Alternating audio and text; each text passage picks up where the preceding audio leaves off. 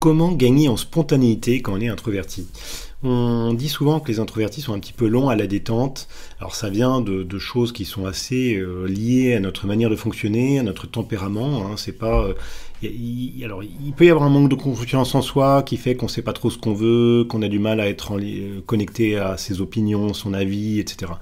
Mais il y a aussi quelque chose qui est lié au tempérament.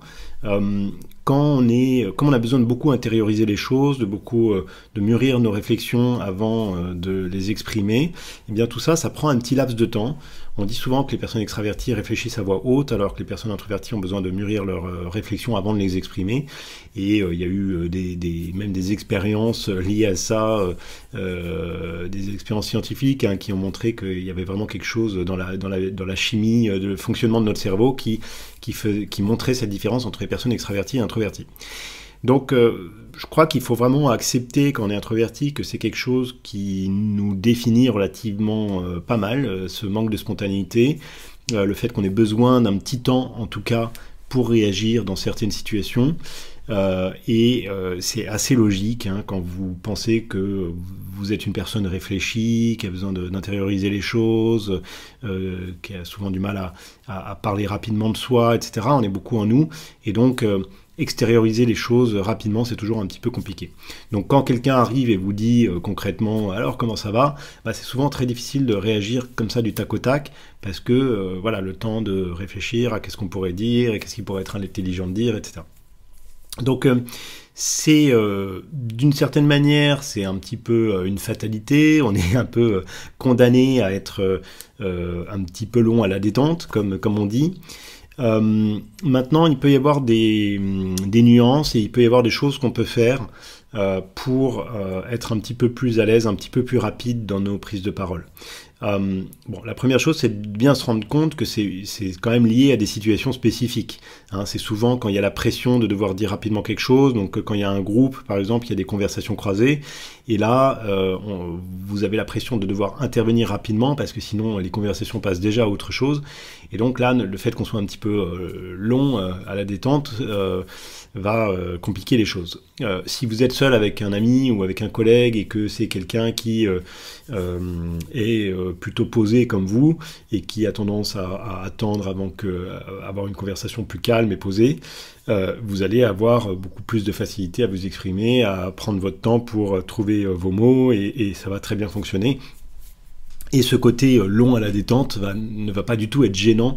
Ça, au contraire, ça va donner un aspect assez charismatique à votre prise de parole, avec un ton posé, un ton calme, ça inspire confiance, etc. Vous pouvez voir beaucoup de gens qui parlent comme ça, et ça a plutôt tendance à inspirer confiance, à attirer la sympathie, etc. Donc, je crois qu'il faut déjà voir les qualités que ça peut avoir, cette manière de fonctionner, un peu posée.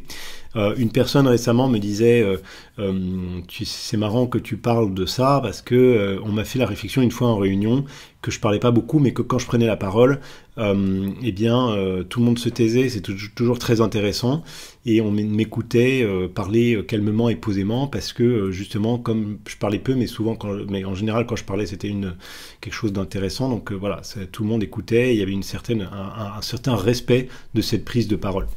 Donc je crois qu'il faut pas voir que le côté négatif des choses, il faut aussi voir que ça a plein d'aspects positifs, et donc que dans plein d'autres situations, ça peut être un atout.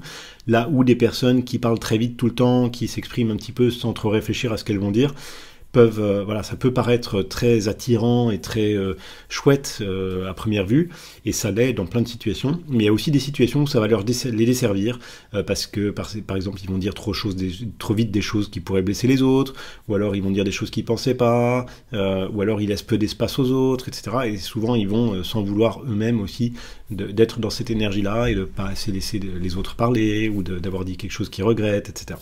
Donc je crois que voilà, ça vous permet de relativiser et de voir que ça peut être aussi un atout, aussi une qualité dans certaines situations. Ensuite, si vous voulez vraiment, dans les situations qui sont compliquées pour être spontané, je crois que ce qui est intéressant, c'est de prendre son temps, c'est de s'autoriser à ne pas stresser, pas presser les choses. Une fois que vous prenez la parole, simplement prendre son temps, poser les choses, tourner un petit peu autour du pot et y aller petit à petit. sans se mettre une pression inutile de dire tout de suite plein de choses intéressantes, vous voyez, hein. C'est quelque chose, si vous arrivez à faire redescendre la pression, qui peut pas mal vous aider. Bon, c'est des choses pour lesquelles je vous aide dans mes accompagnements, hein, à faire redescendre la pression, à être plus serein, plus calme, plus posé, plus sûr de vous dans vos prises de parole. Donc si c'est un thème qui vous intéresse, n'hésitez pas à rejoindre la newsletter gratuite, hein, sur mon site unmondepourlesintrovertis.fr. Vous pouvez chercher sur Google Un monde pour les introvertis, vous trouverez tout de suite, ou tapez directement dans le navigateur Un monde pour les introvertis en un mot.fr. Et sur la page d'accueil, vous pouvez vous inscrire à ma newsletter gratuite et vous recevrez ensuite un email par jour avec des conseils, des pistes pour gagner confiance en vous et puis des informations sur mes accompagnements et mes coachings. Voilà, je vous souhaite une très bonne journée. N'hésitez pas à liker, partager, laisser des commentaires bien sûr et on se retrouve très très vite dans une prochaine vidéo.